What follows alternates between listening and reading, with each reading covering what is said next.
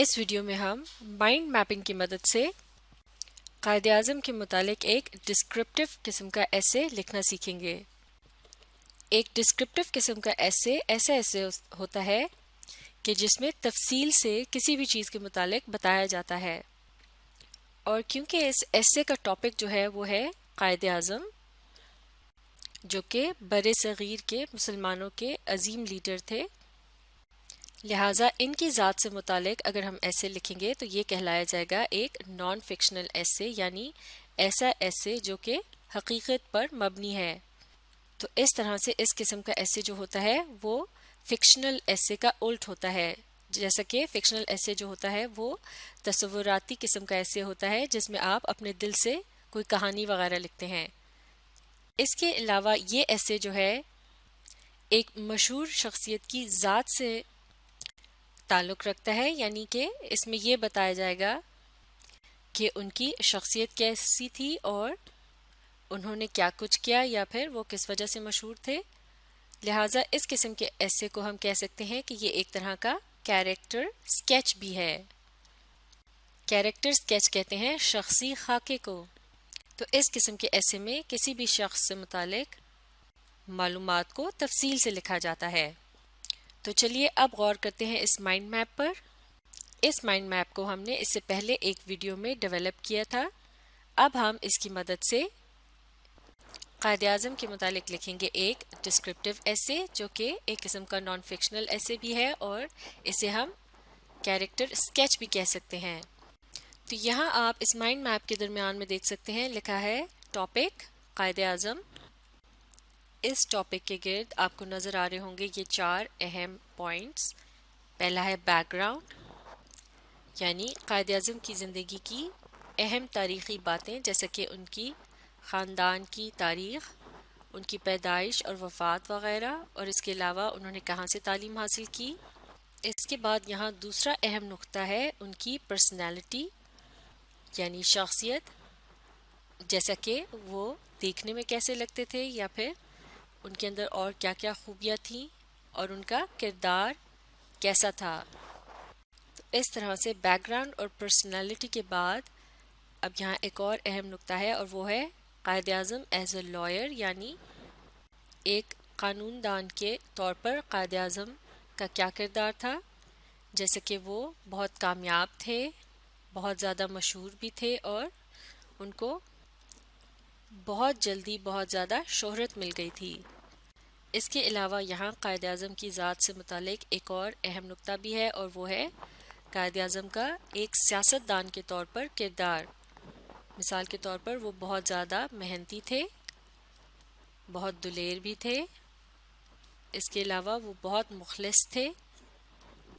उन्होंने मुसलमानों के हुकूक की हिफाजत की और बिल आखिर बरसगीर के मुसलमानों के लिए एक अलग मुल्क हासिल करने में कामयाब हो गए। इसके अलावा इस माइंड मैप पे आप यहाँ देख सकते हैं कि इंट्रो और कंक्लूजन की तरफ भी इशारा किया गया है। इंट्रो आता है ऐसे के बिल्कुल शुरू में, जिसमें दिए गए टॉपिक का तारुफ कराया जाता है और उन अहम नुकात को भी शामिल किया जाता है जिनके मुतालिक आप ये ऐसे लिखेंगे। मिसाल के तौर पर background, personality, as a lawyer, as a politician.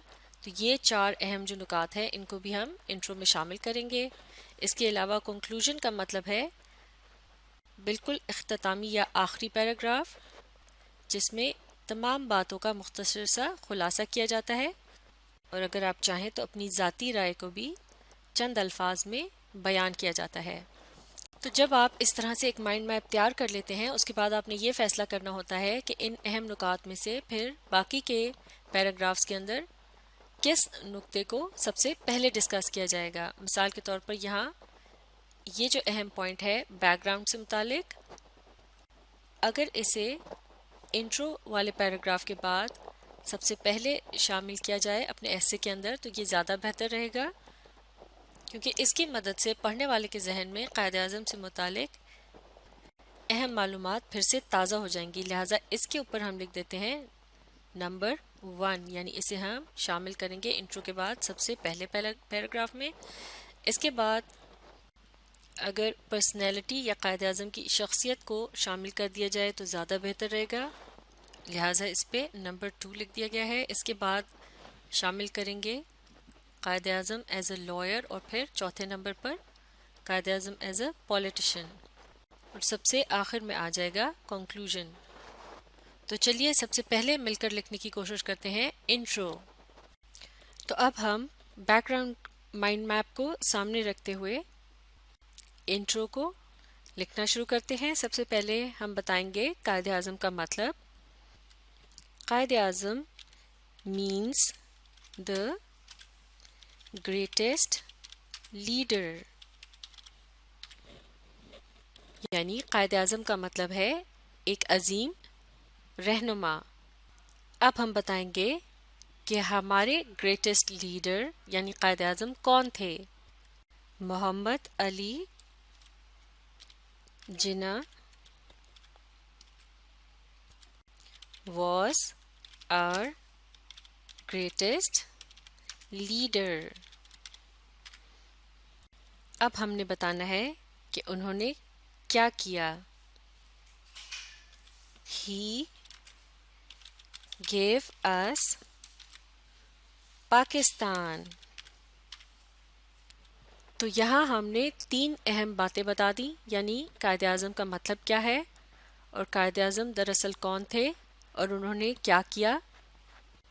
جیسے کہ یہاں ہم نے بتایا کہ قائد اعظم کا مطلب ہوتا ہے عظیم رہنما، اور محمد علی جناح جو تھے وہ ہمارے عظیم رہنما تھے جنہوں نے ہمیں پاکستان دیا۔ تو اب ہم یہ کہہ سکتے ہیں کہ ہمارے لیے یہ جاننا بہت ضروری ہے کہ قائد اعظم کا بیک گراؤنڈ کیا تھا، ان کی پرسنالٹی کیسی تھی، ایز اے لائر وہ کیسے تھے، اور ایز اے پولیٹیشین وہ کیسے تھے۔ تو اس طرح سے ہم ان 4 اہم نکات کو بھی انٹرو میں شامل کر لیں گے جن کے متعلق ہم نے باقی کے ایسے میں تفصیل سے لکھنا ہے۔ جیسے کہ یہاں اس ذرا لمبے جملے میں تمام باتیں شامل کر دی گئی ہیں۔ Therefore, it is very important for us to know about our great leader's background, his personality, his career as a lawyer, and how successful he was as a politician۔ تو جیسے کہ کہا جا رہا تھا کہ قائد اعظم ہمارے عظیم رہنما ہیں اور انہوں نے ہمیں پاکستان دیا، لہٰذا یہ بہت اہم بات ہے کہ ہمیں اس بات کے بارے میں پتہ ہو کہ ان کا بیک گراؤنڈ کیا ہے، ان کی شخصیت کیسی ہے، اور ایک وکیل کے طور پر ان کا کریئر یعنی پیشہ کیسا رہا، اس کے علاوہ ایک سیاست دان کے طور پر وہ کتنے کامیاب تھے۔ تو اس طرح سے انٹرو کے اندر شامل کیا جاتا ہے ان تمام اہم نکات کو جن کے متعلق آپ تفصیل سے باقی کے حصے میں لکھتے ہیں، اور کسی نہ کسی طریقے سے اس وجہ کو بھی یہاں شامل کرنے کی کوشش کی جاتی ہے کہ آپ کیوں کسی کو ان اہم نکات کے متعلق بتانا چاہ رہے ہیں۔ جیسے کہ یہاں ہم نے یہ بتانے کی کوشش کی ہے کہ ان تمام اہم نکات کا تعلق جس شخصیت سے ہے وہ ایک عظیم لیڈر تھے اور انہوں نے ہمیں ہمارا ملک دیا، لہٰذا ہمیں ان تمام باتوں کا پتہ ہونا بہت ضروری ہے۔ تو اس طرح سے پڑھنے والے کی دلچسپی بھی اس ایسے میں قائم رہے گی۔ اور اب ہم انٹرو کو مکمل کر چکے ہیں، تو اب ہم باری باری ان 4 اہم نکات کو ایک ایک کر کے الگ الگ پیراگراف میں تفصیل سے لکھیں گے۔ تو سب سے پہلے ہم لکھیں گے بیک گراؤنڈ کے متعلق۔ یہاں بیک گراؤنڈ سے مراد ہے قائد اعظم کی زندگی کا پس منظر، یعنی ان کی زندگی کے اہم واقعات۔ تو اس سے متعلق تمام باتوں کو ایک پیراگراف میں لکھا جائے گا۔ تو اب ایک نئے پیراگراف میں بیک گراؤنڈ کے متعلق لکھتے ہوئے سب سے پہلے ہم بتائیں گے ان کی تاریخ پیدائش۔ Quaid Azam was born in Karachi آن دا 25 دسمبر 1876۔ تو یہاں ان کے پیدائش کا شہر، دن، مہینہ اور سال لکھ دیا گیا ہے۔ اس کے بعد ہم بتائیں گے کہ ان کے والد کون تھے۔ His father was a rich merchant، یعنی ان کے والد ایک مالدار تاجر تھے۔ اب ہم بات کریں گے قائد اعظم کے تعلیمی پس منظر کے متعلق۔ تو اب ہم نے ان کی تعلیم سے متعلق بتاتے ہوئے یہاں لکھا ہے He gave his son a good education، یعنی قائد اعظم کے والد نے انہیں اچھی تعلیم دی۔ At the age of 16 جنا went to England to study law، یعنی 16 سال کی عمر میں جنا قانون پڑھنے کے لیے انگلستان چلے گئے۔ 4 years later he started his career as a lawyer in Bombay، اور 4 سال بعد ایک وکیل کی حیثیت سے انہوں نے بمبئی میں اپنے پیشے کا آغاز کیا۔ تو اس طرح سے اب ہم نے اس پیراگراف کے اندر بیک گراؤنڈ کے نقطے کو یا اہم پوائنٹ کو کور کر لیا ہے۔ اب باری ہے قائد اعظم کی پرسنالٹی کے متعلق لکھنے کی، یعنی ان کی شخصیت کے بارے میں لکھنے کی۔ اسے ہم اگلی ویڈیو میں مکمل کریں گے۔ تو اب آپ اس ویڈیو کو ری پلے کیجئے اور اس کے ساتھ ساتھ پڑھنے، سمجھنے اور لکھنے کی کوشش جاری رکھیے۔